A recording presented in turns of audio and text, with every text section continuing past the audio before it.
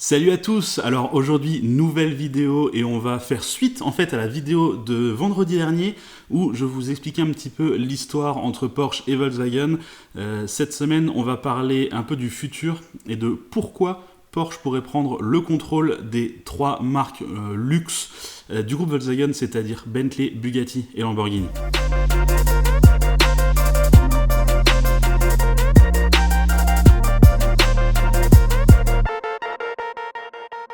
Alors tout d'abord, il faut bien comprendre l'organisation du groupe Volkswagen parce qu'on a beaucoup tendance à le présenter comme ceci, c'est-à-dire avec toutes les marques en ligne sans aucune notion de hiérarchie. Donc on se retrouve vraiment avec Volkswagen en haut et puis on a MAN, Scania, Lamborghini, Seat, Skoda, Audi, Bentley, Bugatti et Ducati.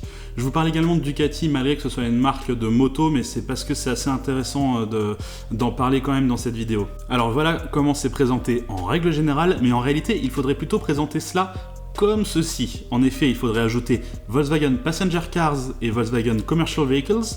La distinction est faite, vraiment, on a Volkswagen qui fait des véhicules de tous les jours, de la Polo, de la Golf, etc.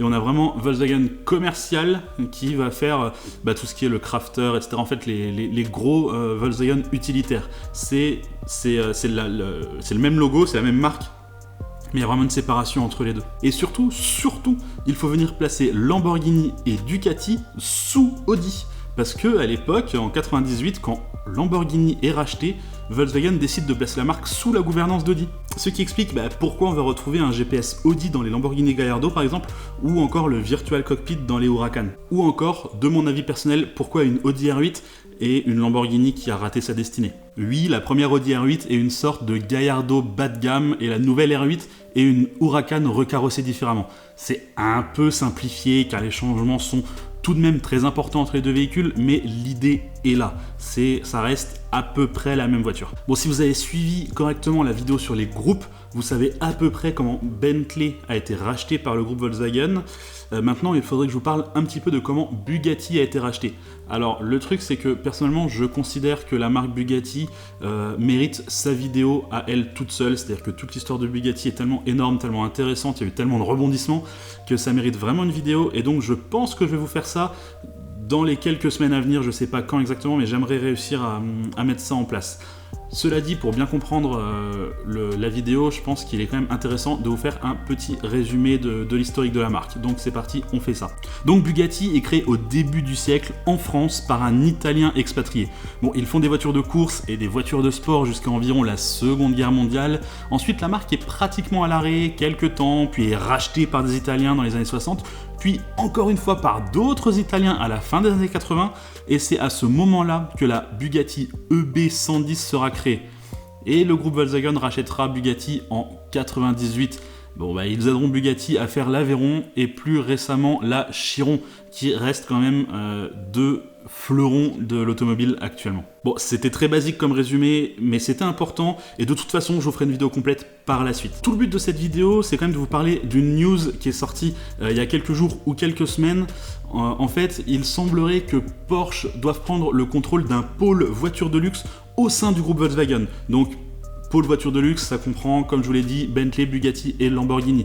Le but, ça serait que Porsche ait un œil sur les finances, mais aussi qu'il mette en place une standardisation des plateformes. Bon, côté finance, il me paraît assez logique de mettre Porsche à la tête des trois autres. Si on regarde un petit peu ce qui s'est passé auparavant, Porsche s'en est toujours sorti haut la main lorsqu'il s'agissait de sortir de nouveaux modèles. En 99, Porsche vend environ 50 000 véhicules à l'année. En quelques années, Porsche double ce chiffre grâce aux très bonnes ventes du Porsche Cayenne.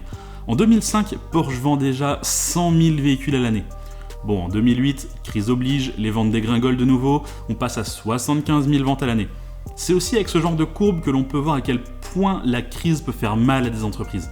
Bon, les ventes reprennent tranquillement, en 2010 on a déjà de nouveau atteint les ventes d'avant-crise. En 2010, c'est aussi la sortie de la Porsche Panamera. On s'en rend bien compte, Porsche double de nouveau ses chiffres de vente grâce à cette berline. Bon, en 2013, on atteint la barre des 160 000 véhicules vendus à l'année. C'est énorme quand on se rappelle qu'en 99, on était à 50 000. Mais Porsche ne s'arrête pas là. En 2014, c'est la sortie du Porsche Macan. Et dès 2015, on est à 230 000 Porsche vendus à l'année. C'est énorme comme progression. Et c'est grâce au Cayenne, Panamera, Macan. Bon alors on aime ou on n'aime pas, hein, mais ça fait de Porsche une entreprise prospère. Bon, si j'étais Volkswagen, clairement, je demanderais aux autres marques de suivre un petit peu l'exemple. Et là, regardez cette courbe. C'est les ventes de Bentley depuis 2007. Encore une fois, on peut observer le coup dur qu'a été la crise en 2008 et la lente sortie des enfers. Mais là, il y a un souci. Vraiment, la courbe stagne ici. Il se passe rien, ça monte pas. Et pourtant, ça devrait, puisque le Bentayga est sorti en 2015. La courbe aurait dû exploser en 2016. Mais non.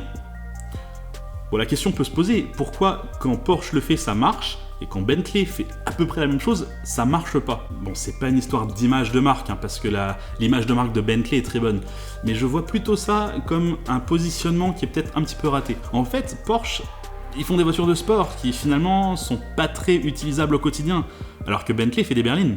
Le client du Cayenne, c'est un mec qui a pas osé ou n'a pas pu prendre une 911, car il a peut-être peur de ne pas pouvoir l'utiliser au quotidien, ou parce que la 911 est trop sportive pour lui, ou il n'y a pas assez de place, ou elle est trop voyante. Enfin bref, il y a plein de raisons de prendre un Cayenne par rapport à une 911. À côté de ça, le client Bentayga, il aurait pu prendre une Flying Spur, qui est plus volumineuse, dans les mêmes gammes de prix, c'est dans les 200 000 €. Et à mon sens, c'est bien plus joli. Sans se mentir, l'utilisation est la même par rapport à un Bentayga. Tu vas pas dans les bois avec ton Bentayga. Si c'était ton but, t'aurais mieux fait de prendre un Range Rover directement. Du coup, avec le Bentayga, Bentley ne touche pas vraiment une nouvelle clientèle. C'est plutôt sa clientèle actuelle qui pourrait être intéressée, ou pas. Personnellement, je pense que j'aurais plutôt tapé plus bas. Bon, je m'explique. J'en ai parlé dans la vidéo précédente, mais fin des années 90, Porsche sort le Boxster, qui est une très grosse réussite commerciale. C'était déjà une stratégie de diversification quelque part, car en proposant une version plus abordable de la voiture qui te fait rêver. Bon, je m'explique. Tu rêves d'une 911, mais t'as la moitié du budget. Tu prends un Boxster. Bon, maintenant, le Boxster et le Cayman ont su trouver leur public, ont su trouver leur place dans la gamme, et c'est plus vraiment l'alternative petit budget à la vraie Porsche 911, comme diraient les puristes. Mais à l'époque, en 98, le Boxster, c'était vraiment ça. Et chez Bentley, j'aurais fait pareil. T'as la Mulsanne à 310 000 €, t'as une Flying Spur à 210 000 €.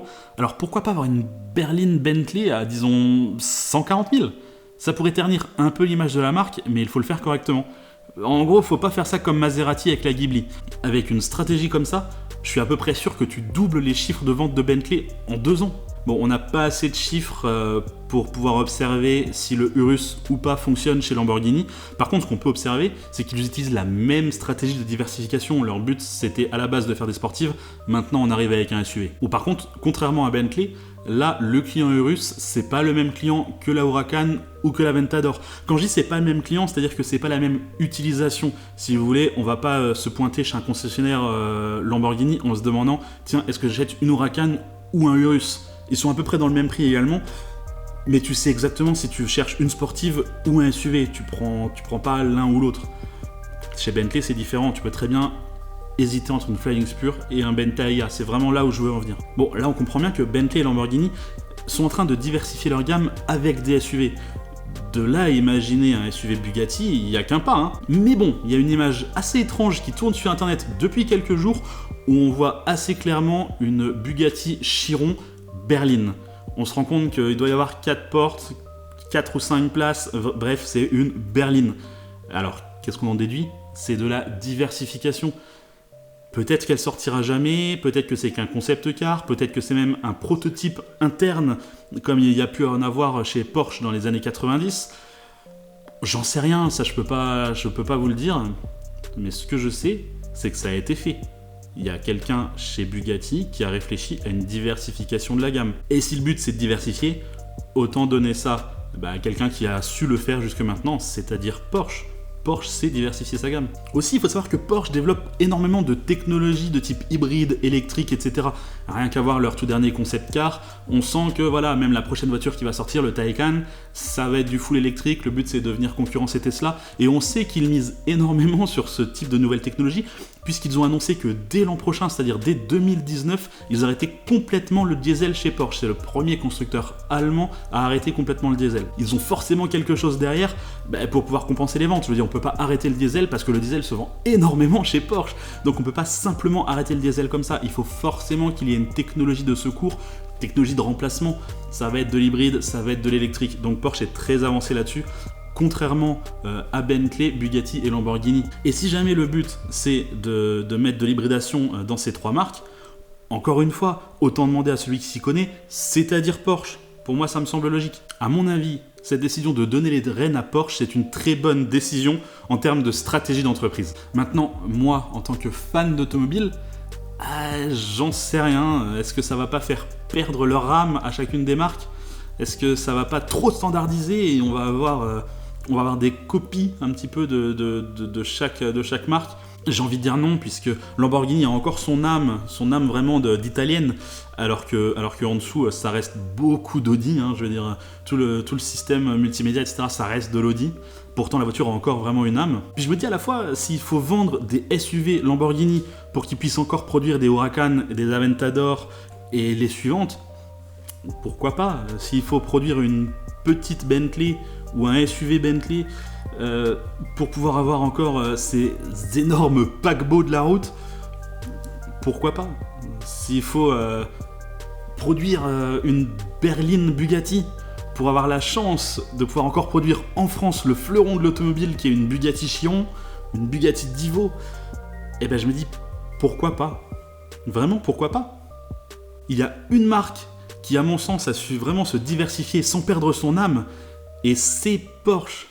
Et ben ça tombe bien, parce que c'est à eux qu'on donne le destin de 3 autres marques que j'adore. Bon allez, bye bye.